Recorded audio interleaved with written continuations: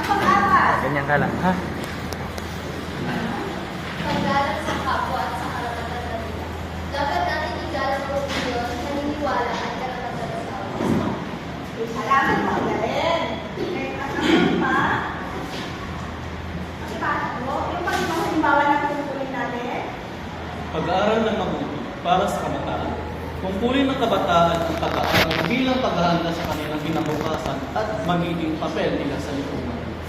Ito po yung mga tungkulin na dapat natin makanan. At ang panghuli, ang biyali, Pagtutulungan sa pamayanan. Makilang ko sa mga barangay o community activities tulad ng Cleanup Drive, Cleaning Program. ito po yung lahat yung mga tungkulin na halimbawa ng mga tungkulin. Pagibigay nga po ulit yung mga ayon na halimbawa ng mga tungkulin na nabanggit kanina. Kasi, ano po yung mga tungkulin na nabanggit kanina? Pagibigay po yung mga halimbawa ng mga tungkulin, ma'am. Yes, ay ma'am.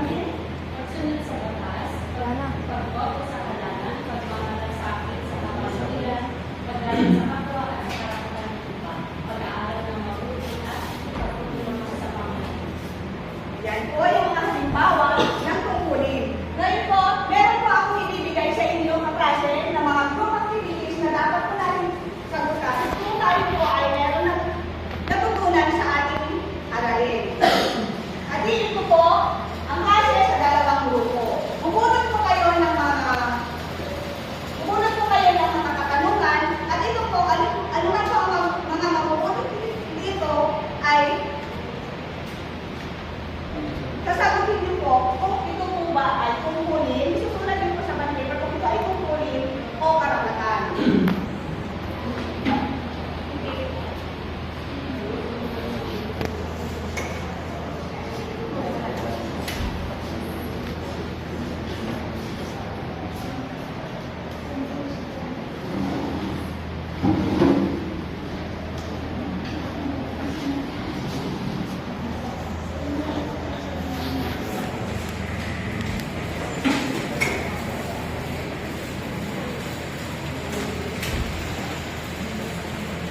Ready na po ba kayo sa mga nabulong dito, sir? Yes. Sino po ang wala makakasagot sa nabulong ko nila? Sir, ano po yung nabulong dito, sir? Pakibasa po at Bumoto si Alien sa election. Ang karapatan. karapatan po. Okay, tama. Sunod po, sir. Pinabulong dito. Nakapagsalita si Marco ng kanyang opinion sa bagay. Malamang karapatan. Karapatan. Magaling. Sino pa po? Sir? Ano po yung nabulong nila, sir? Interest to cities are trying for the money of the government, which is actually connected with the Article 3 Section 1. Something 1987 has been that it talks about the due process, which must be resolved in the city. Okay. So, sir, ano po sa kanila? Karapatan. Karapatan. Galing. Magpa-plug, sir. Ano pa po? Sino pa po, sir? Ano po yung nabulong nila, sir?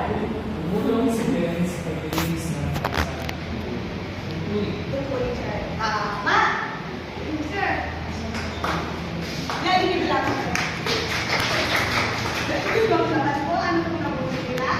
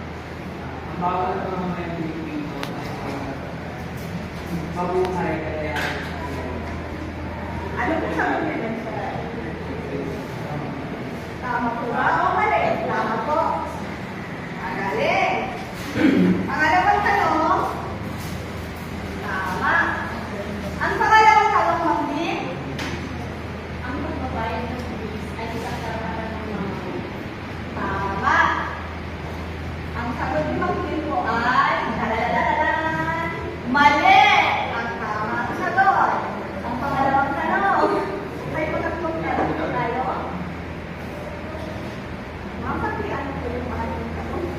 Ang kanila sa pagkakaroon ay sa Tama po ba? Tama. Tama po. Tama, may tama kasi ma'am. Ang pang-apat na tanong, Sir Alvin.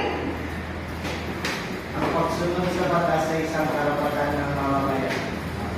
Mali. Mali, sir. May mali si sir. Makakapat yung panghuli. Sir, Hubert, ano po yung panghuli na tanungan? Ang basa po, ang sagutan na rin po ng tamang kasagutan. Ang karapatang bumoto ay isang sibil na karapatan ng mamamayang Republika. Tama. Tama. Ngayon, dadako naman po tayo sa balik na daw sa pinag-aralan natin po. Kaya kasi, ano-ano nga ulit ang konsepto ng pagkamamayang Pilipino na natalakay natin kanina? Balik na daw po tayo. Motivational po. Ano-ano po ang konsepto ng pagkamamayang Pilipino ulit? Yung dalawa po kanina konsepto ng pagkamamayang Pilipino. Ang Chay? Ay, yes.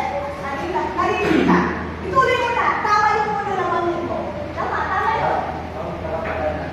Tama! Ang galing! At ang karapatan at tungkulin. Pangalawa, ano na nga ba ulit ang karapatan? Kasi, ano ulit ang karapatan? Dahil nakalimutan ko po ang iyong karapatan, ikalala ko po ang iyong karapatan. Uulitin natin ulit kung ano ang kahulugan ng karapatan. Balik na na. Ang karapatan ay Ang karapatan ay ang likas legal na kapangyarihan taglay ng bawat tao upang mabuhay ng may dignidad, kalayaan at katarungan. Ito ay mga bagay na dapat pinatamasa o natatanggap natin bilang tao at mamamayan ng isang bansa. galing. Ngayon, ano ulit ang tungkulin? Maalam niyo po ba? Ano ulit ang tungkulin? Sir? Ang tinutulong ko ay sa mga responsibilidad o obligasyon ay nangangampanan ng isang tao bilang bahagi ng lipunan ang iyong bansa. Ito ay isang moral o kailangan na magkanularan sa gawa upang mapanatili ang kausan at kapakanan ng Thank you, sir. Ang galing. Galing. Ang galing. Please tayo po tayo. Kung talaga po marami po tayo natutunan sa ating talakayan, tayo po ay meron tayong sasagutan ng mga katanungan. Mag-quiz po tayo. Wala po mga ito po ang panuto. Piliin ang titik ng samang pagkagot sa bawat